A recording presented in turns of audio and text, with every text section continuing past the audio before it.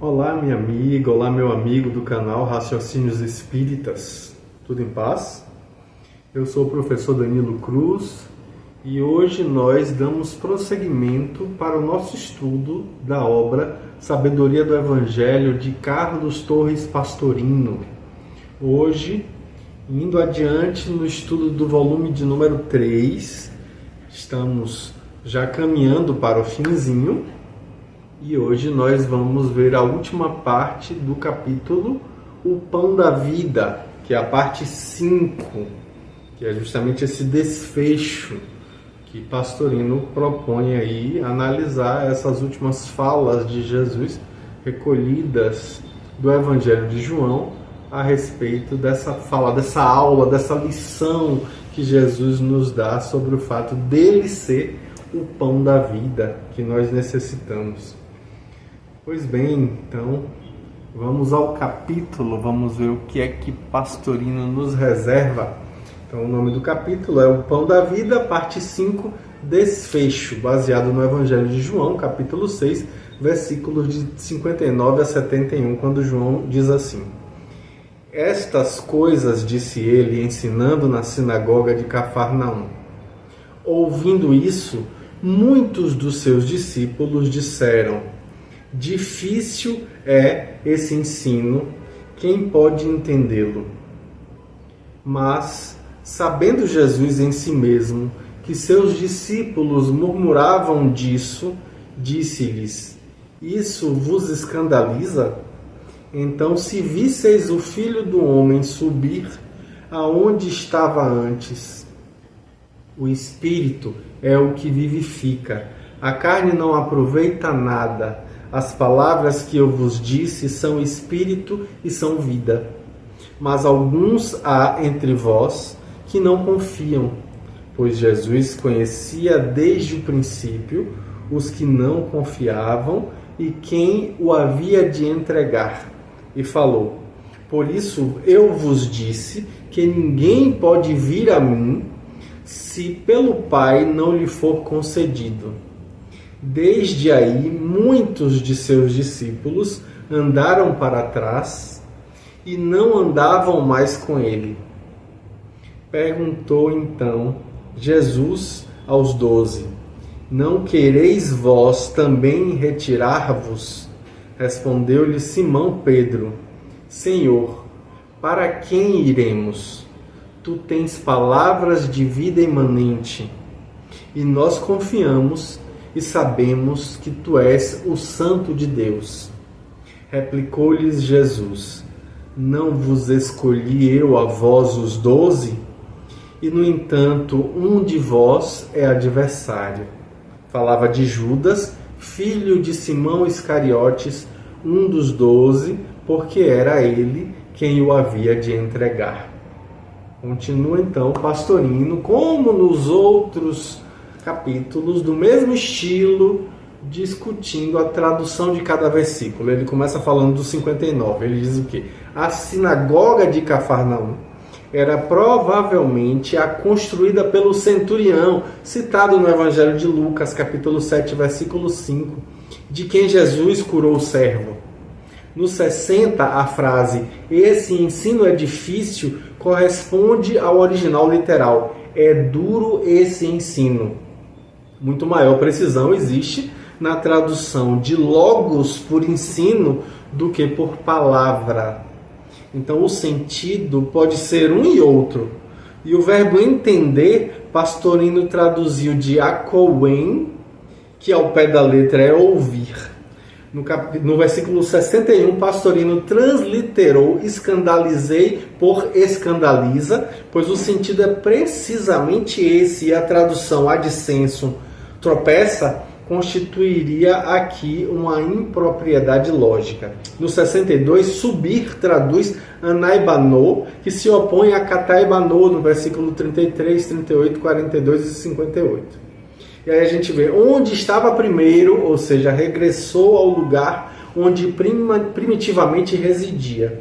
Geralmente é interpretado em relação à ascensão feita por Jesus. No 63, o Espírito é que vivifica, ou seja, produz vida. A carne não aproveita nada. As palavras são espírito e são vida.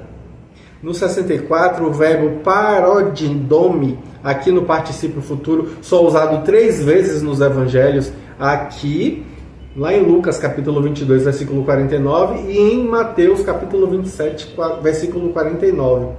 Significa literalmente entregar e só por extensão trair.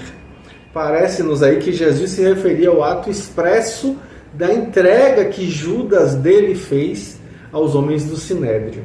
No versículo 65, não lhe for concedido, literalmente, não lhe for dado, é uma expressão mais branda do que a do versículo 44 que a gente já viu.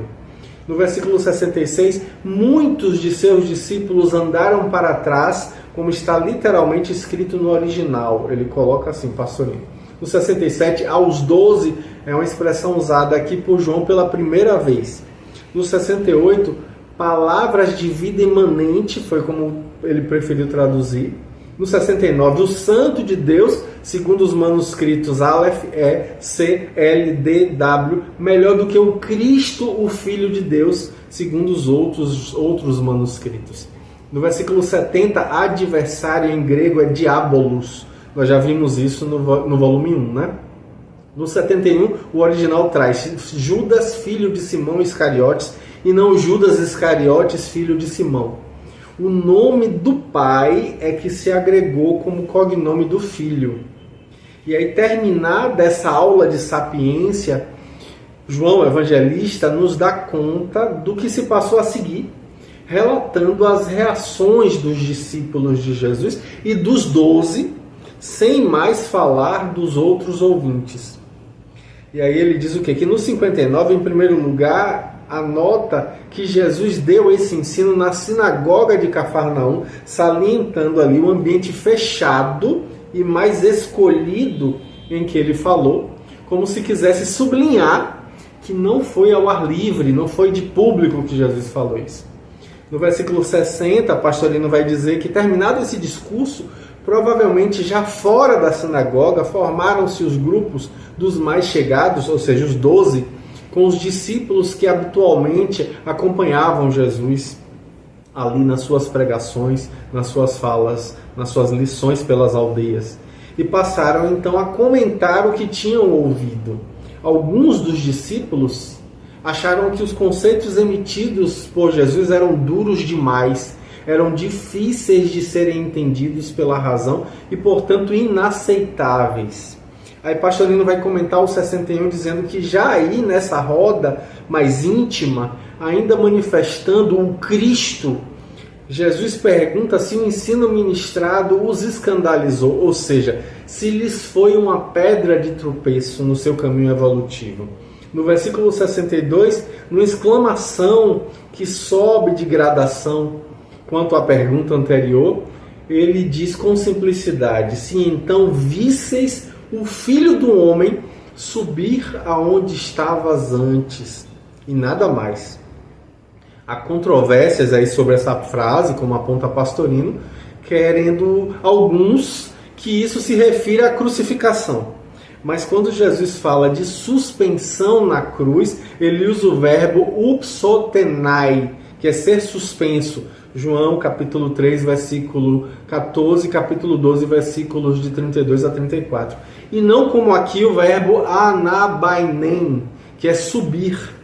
Além disso, na crucificação, Jesus não voltou ao lugar em que estava antes.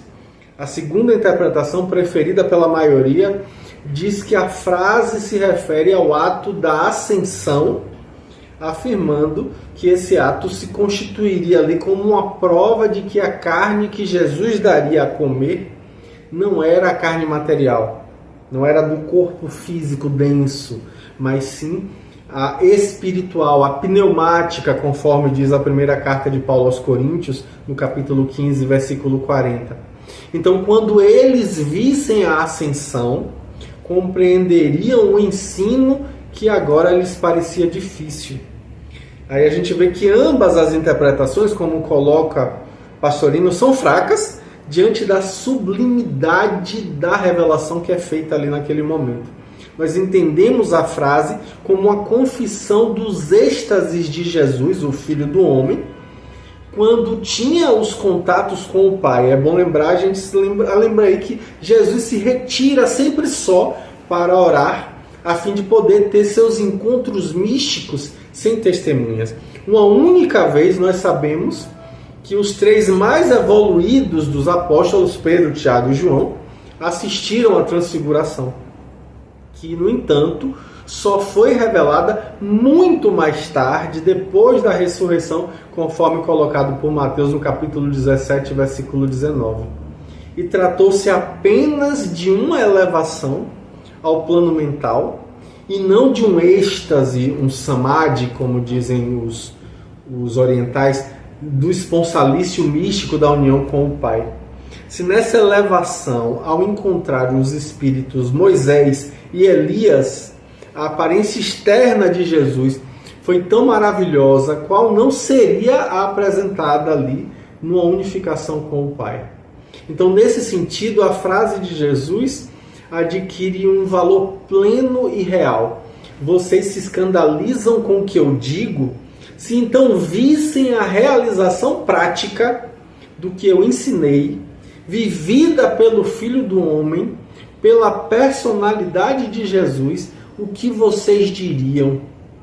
Então, porque nesses momentos de união, ele subia à divindade, a qual antes vivia permanentemente ligado. No 63, Pastorino vai comentar que logo ele dá a chave para confirmar que nada do que ele disse se refere à carne física, à personalidade, mesmo após a desencarnação. Não se trata de corpo, seja ele denso ou astral. A explicação é taxativa. O que vivifica é o espírito. A carne não aproveita nada. Então, o pão vivo é o espírito. Sua carne é o espírito. E o que temos que comer e saborear e beber é o espírito. A carne para nada aproveita, de nada serve. É simples condensação transitória de energia, nas palavras de Pastorino, a qual, por sua vez, é o baixamento das vibrações do espírito. Tudo que o Cristo falou, todas as palavras que eu vos disse nesta aula e também em qualquer outra ocasião, como aponta Pastorino, são espírito e são vida, com o verbo repetido para evitar qualquer ambiguidade e qualquer má interpretação. Portanto, não podem ser interpretadas ao pé da letra, mas só em espírito verdadeiro, conforme João, no capítulo 4, versículo 24. No plano espiritual místico mais elevado, só aí a gente pode interpretar. Não são também símbolos, constituem a mais concreta realidade, porque estão no plano da única realidade verdadeira, que é Deus. E aí Pastorino vai dizer que é nesse versículo que Jesus explica como nós devemos interpretar as suas palavras neste e em qualquer outro ensinamento. Por que prendê-las à letra física, entendendo que ele falou da carne material, embora espiritualizada depois da desencarnação? Por que rebaixar o tom, o nível de verdades tão sublimes, para atribuí-las a um rito, esse sim meramente simbólico? É um conceito magnífico que jamais devemos perder de vista. O espírito é o que vivifica, a carne para nada aproveita. As palavras que eu vos disse são espírito e são vida. No versículo 64 ele termina: mas há alguns dentre vós que não confiam. E o evangelista comenta: desde o princípio Jesus conhecia os que não confiavam nele, inclusive quem o havia de entregar ao sinédrio. Então, com essa penetração psicológica própria do seu nível evolutivo, obviamente que Jesus percebia a vibração tônica, usando as palavras de Pastorino, que era fundamental em cada um, e, portanto, ele sabia os que não estavam suficientemente amadurecidos para acompanhá-lo.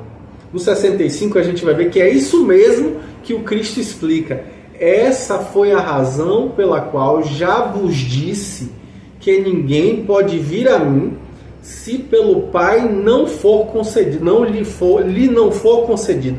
Realmente só a atração, o impulso interior do Pai, que em cada um reside, é que nós conseguimos evoluir até o encontro com o Cristo.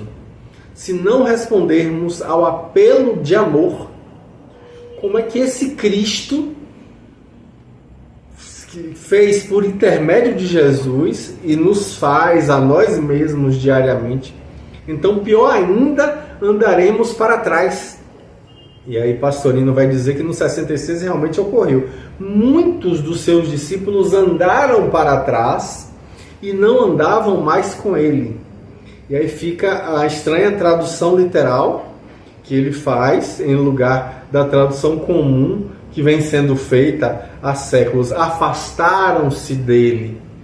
Mas o sentido profundo em que Pastorino traz para a gente entender o ensino do Cristo requer exatamente essa expressão. Andaram para trás. Ou seja, regrediram espiritualmente porque deixaram de estar em companhia do Cristo para voltar a seguir doutrinas de homens, como coloca João no capítulo 5, versículo 41. Ou, como é dito mais fortemente nos Provérbios, lá no capítulo 26, versículo 11. Como o cão que volta ao seu vômito, assim é o tolo que reitera a sua estultice. Um provérbio, inclusive, que foi citado por Pedro na segunda epístola de Pedro, no capítulo 2, versículos 21 a 22, quando ele diz: melhor lhes fora não ter conhecido o caminho da justiça, do que depois de conhecê-lo desviar-se do santo mandamento que lhe fora dado. Tem-lhes sucedido o que diz o verdadeiro provérbio: voltou o cão ao seu vômito, e a porca lavada tornou a revolver-se no lamaçal. No 67, Pastorino prossegue comentando que, diante dessa reação decepcionante para o mestre, que sabia o que ensinava, o Cristo se volta para os 12 escolhidos, indagando se também eles queriam retirar-se. A quem incumbe a tarefa de instruir, não importa o número de seguidores, já falamos disso, né? Não importam os aplausos vazios. Quanto mais elevado é o ensino, ele sabe que menos criaturas poderão compreendê-lo e acompanhá-lo, e não se assusta de ver periodicamente o seu grupo de estudos esvaziar-se de muitos elementos e chegarem outros para substituí-los. Desses outros, ele já o sabe, muitos também se retirarão. E no fim da carreira, talvez ele tenha apenas um pequeno pugilo, um pequeno rebanho em redor de si, conforme Lucas, capítulo 12, versículo 32. Não importa, o que sobretudo importa é não trair o recado que traz para a humanidade. Aqueles que são trazidos pelo Pai, esses virão a ele.